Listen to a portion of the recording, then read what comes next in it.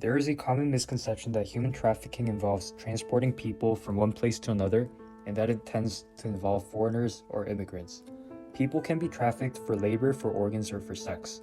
In accordance with the Article 3 of the Protocol to Prevent, Suppress, and Punish Trafficking in Persons, especially women and children, which is supplemented by the United Nations Convention Against Transnational Organized Crime, trafficking is essentially break down into three key elements. First, the act, what is done. Recruitment, transportation, transfer, harboring of persons. Second, the means, how it is achieved, through threat or use of force or other forms of coercion, of the abuse of power, or taking advantage of a position of vulnerability, or giving payments to achieve the consent of a person having control over another person. Lastly, the purpose, why it is done. The sole purpose of trafficking is for exploitation. Thereby, pornography industry itself is essentially a form of prostitution and human trafficking, which creates demands for women to be supplied for sexual use to make it, many of whom are trafficked to fill that demand. The pornographers then traffic these same people in turn for various mediated forms.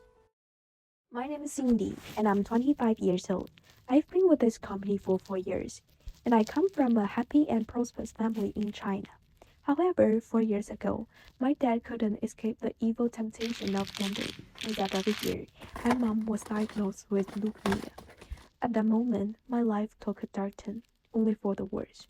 I found myself a girl in desperate need of money and burdened with the expectation of my family. I began job searching, hoping to change everything with my hand once and for all. One day, after leaving the hospital, I sat on the steps and couldn't help but cry. A well-dressed young man approached, handed me a tissue, and gently asked to hear about my issues.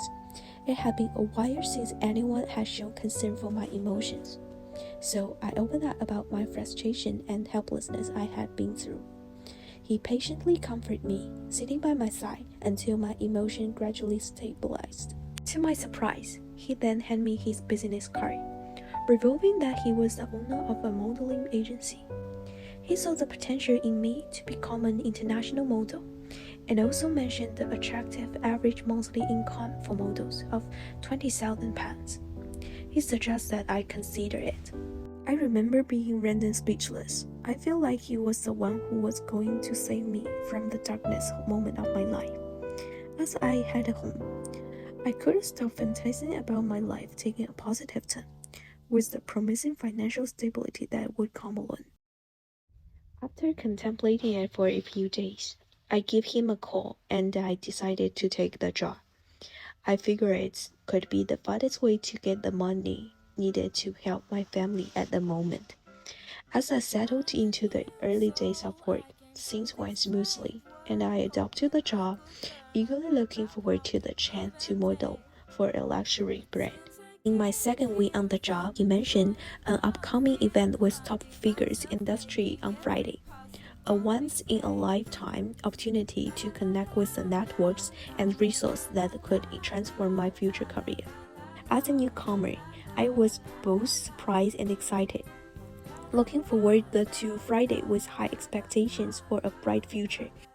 Little did I know that this day would turn out to be the darkness in my life. I remember him arriving early at my workplace that morning. Cherishing this opportunity, I dressed in one of my most expensive outfits and arrived in his car at the party venue an hour ahead. I was pleasantly surprised by the warm reception and made numerous contacts through engaging conversations. By the end of the day, I was in a state of intoxication, fighting to stay awake. The next morning, I woke up alone at the party, feeling dizzy and tired, so I took a taxi home. I was just about to grab lunch when his assistant came over, telling me to stop by his office. Once there, he hands me a photo, and to my shock, it's a nude picture of me. My mind went totally blank, and all I could hear was this buzzing in my ears, and it hits me that he got me drunk with the purpose of taking advantage of the situation. Before I could confront him, he spills the beans on his sinister plan. You wouldn't want your nude pics going viral on the school social media or sent to your parents, would you? He sneers. Help us out with the porn shoot, and I guarantee your pics won't get leaked. Plus, Where are your 5,000 yuan add-ons? It's casual business. Take some time to mull it over, he says, leaving me alone in his office. As the CEO of an adult film production company, I want to highlight the economic potential and influence of the adult entertainment industry in the digital media era. In 2014, Tumblr surpassed Instagram in users' numbers, demonstrating the strong appeal of adult content to digital platform users and their high demand for it. However, when Tumblr banned adult content between 2018 and 2019, it experienced a loss of over 14% in website traffic, leading users to shift to platforms like Reddit, Twitter, and Pornhub. Notably, Pornhub became the sixth most popular website in the US in August 2019, indicating the continuous demand and market potential for adult content in the digital age. According to the Global Adult Entertainment Market Report, the global adult entertainment market is expected to reach approximately $125 billion by 2025. Moreover, observing users' growth trends, the traffic to adult websites has been continuously increasing. For instance, sites like Pornhub now exceed over 3 billion visits per month. This data not only confirms the current market's robust vitality, but also indicates significant potential for future growth. I don't even know how I left the office that day. All I knew was that there was no hope at the end of the tunnel. As I headed back home, I clutched my mobile phone, ready to call the police, but I hesitated. In fear that my photo would be leaked. I lived like a shattered zombie for a few days, haunted by the threat of nude picture, my dad debts, and my mom's upcoming medication. I hate to admit that at the time, entering into this industry seemed like the most realistic solution to all my troubles. But I was fully aware I would never be the same person after all this. In my second year in the porn industry, my mother completed her home-based treatment. I felt like I hit the lowest point of my life. I wasn't truly in dire financial straits. However, having already participated in numerous adult films, I convinced myself that I couldn't go back in time to revert to the person I was at the beginning. Instead of in my nude picture being exposed online, I chose to continue living a life that felt worse than death, if only to salvage a bit of my dignity.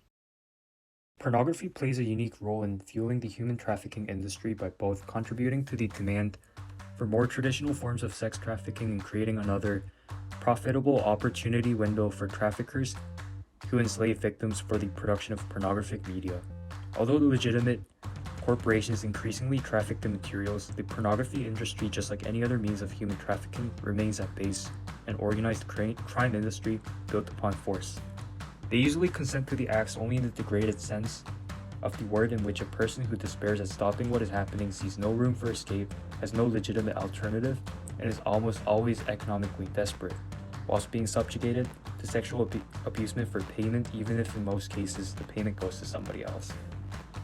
The discussions of the broader social problems and implications that increase vulnerability to trafficking are rarely discussed and more often neglected because the current focus is really down to the trafficked individual's identity as a victim. There is an ongoing debate about the central image proposed by certain anti-slavery and anti-trafficking campaigns that have presented trafficked persons as innocent victims who need to be rescued from the traffickers and reunited with their communities of origin. While legislation criminalizing non-consensual pornography offers a legal framework for penalizing perpetrators, its efficacy in deterring the posting of such content online and delivering justice to victims is questionable. Survivors, particularly women, who report non-consensual pornography often confront victim-blaming attitude from law enforcement. Moreover, the intersection of race and class plays a significant role in influencing how women are treated in non-consensual pornography cases by the police. Beware of temptations, resist online pornography and human trafficking, protect yourself.